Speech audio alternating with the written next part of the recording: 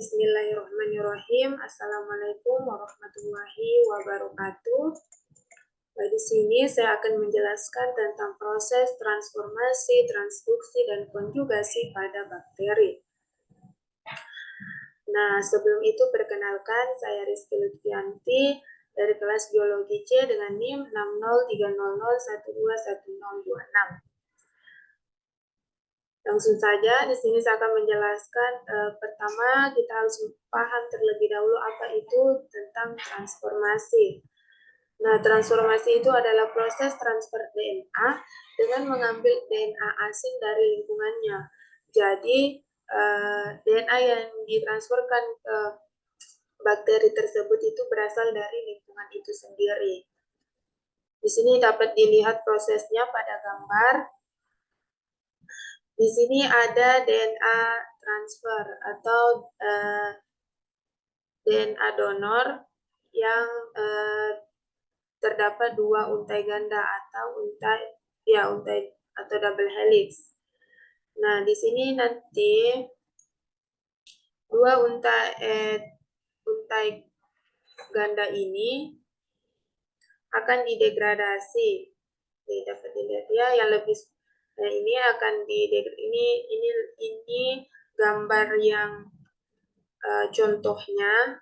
Ini juga bisa prosesnya. Di sini dilihat. Di sini ada DNA donor yang ditandai dengan A+. Ini akan masuk ke sitoplasma. Sini nanti akan masuk. Dan hanya bakteri yang kompeten yang dapat masuk ke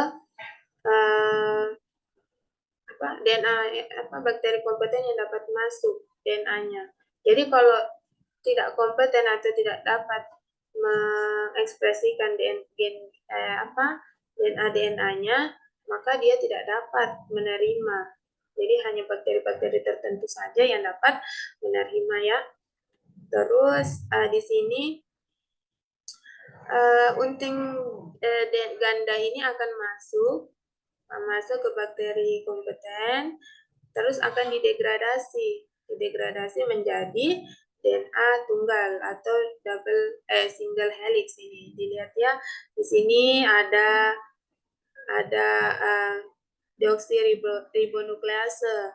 Ini yang mendegradasi DNA untai helix double helix untai ganda menjadi untai tunggal. Ini terlepas dan membentuklah ini DNA terbentuklah untai tunggal.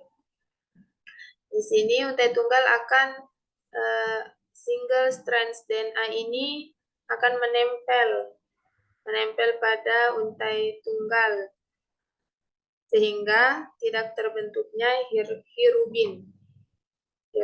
Setelah itu ada RECA protein. RECA protein ini berfungsi untuk memigrasi DNA unting tunggal. Terus ada COMFA. COMFA ini yang biru ini fungsinya ini untuk mengalokasikan DNA untai tunggal. Setelah DNA untai tunggal ini sudah masuk ke sitoplasma, DNA yang ada di salah satu DNA yang ada di bakteri tersebut akan keluar. Ini akan lisis, akan pecah, yang ini yang ditandai dengan A- dan digantikan dengan DNA asing yang masuk tadi di sini. Yang telah masuk tadi akan digantikan. Ini terbentuk ini DNA asing ini yang warna kuning ini. Ini adalah DNA asing yang sudah menempel di sitoplasma bakteri tersebut. Nah, syarat ini sudah terjadi transformasi ya, transformasi gen DNA. Sudah terjadi transformasi. Nah, syarat terjadinya rekombinan itu saat DNA asing atau DNA dari lingkungan itu sudah menempel di salah satu DNA ini, salah satu sitoplasma yang ada di bakteri ini, dia sudah menempel. Jadi kalau dia belum menempel, dia tidak akan terjadi rekombinan, tapi sudah melalui proses transformasi. Dan begitulah siklus dari transformasi. Selanjutnya itu ada transduksi. Nah, transduksi ini adalah transfer DNA melalui virus. Proses transfer DNA yang melibatkan virus. Jadi DNA yang ditransfer ke bakteri itu DNA dari virus. Jadi DNA virus itu yang nanti akan memberikan ke bakteri. Di sini ada siklusnya, ada prosesnya. Ini virus, virus DNA virus yang menginjeksikan bakteri itu disebut bakteriofag. Jadi DNA virus yang memberi DNA-nya ke bakteri disebut dengan bakteriofag. Di sini ada dua siklus ya, di sini ada siklus lisogenik dan siklus litik.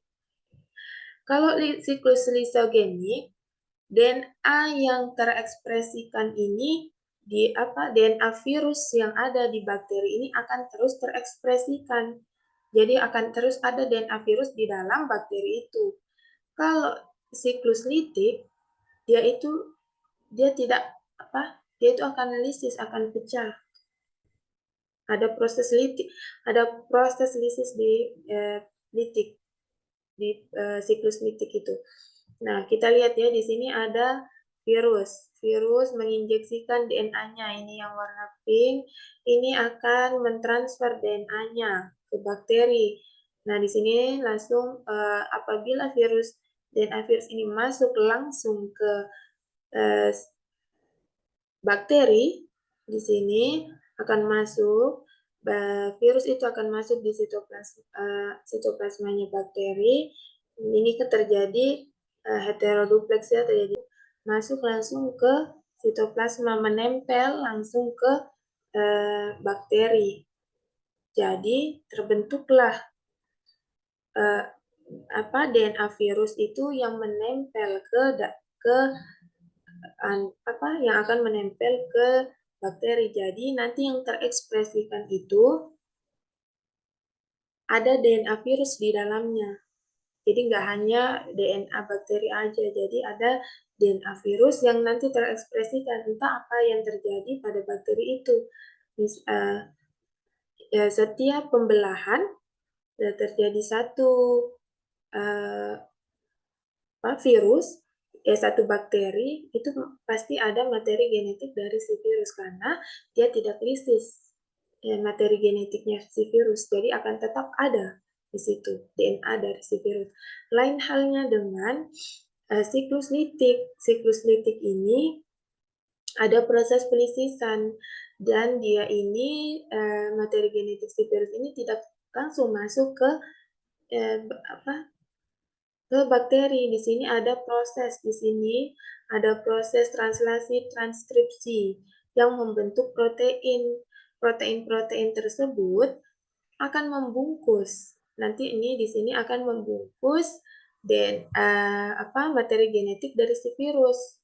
Nah, setelah terbungkus ini terbentuklah bakteri-bakteri baru. Jadi bakteri-bakteri baru ini dengan materi genetik dari si virus ini akan lisis, akan pecah dan membentuk bakteri-bakteri yang memiliki sifat-sifat yang terekspresi itu lain-lain, berbeda-beda karena dia materi genetik dari si virus ini dia lisis ya, tidak mungkin dia akan keluar materi genetiknya atau akan terekspresikan, itu bisa jadi. Selanjutnya ada konjugasi. Konjugasi itu adalah proses transfer DNA melalui kontak langsung. Jadi bakteri donor dan bakteri resipien, donor dan bakteri resipien ini mentransfer DNA-nya. Jadi menggunakan kontak langsung dari bakteri, bukan dari lingkungannya dan bukan dari si virus. sama dengan ini ya, dia dapat memetakan urutan gen pada bakteri. Nah, di sini dapat dilihat ada bakteri donor dan ada resipien. Ini DNA bakteri donor ini membentuk vili atau pilus. Ya, nanti ini vili ini akan menjadi jembatan atau menjadi jalannya si bakteri donor ini untuk mentransferkan DNA-nya ke bakteri resipien, si penerima. Nah, ini dilihat di gambar 2 ini sudah nempel materi genetik si bakteri donor ini sudah saling menempel ke resipien penerima, bakteri penerima. Setelah itu kan vili atau virus itu kan terbentuk dari protein-protein yang nanti protein tersebut akan hilang, akan hancur setelah terjadinya terjadinya lisis ya. Setelah DNA donor ini sudah diterima oleh resipien, ini di gambar 3 ini sudah diterima DNA donor, materi genetik dari DNA donor ini sudah diterima oleh penerima bakteri resipien. Dan di sini setelah diterima ini terbentuklah bakteri baru, new donor. Ini yang lama dan ini yang baru. Oke, itulah proses dari konjugasi. Proses konjugasi itu melalui bakteri donor ke bakteri resipien atau bakteri penerima. Itu singkatnya. Mungkin hanya itu yang dapat saya sampaikan. Jika ada kesalahan dalam penjelasan saya, mohon maaf.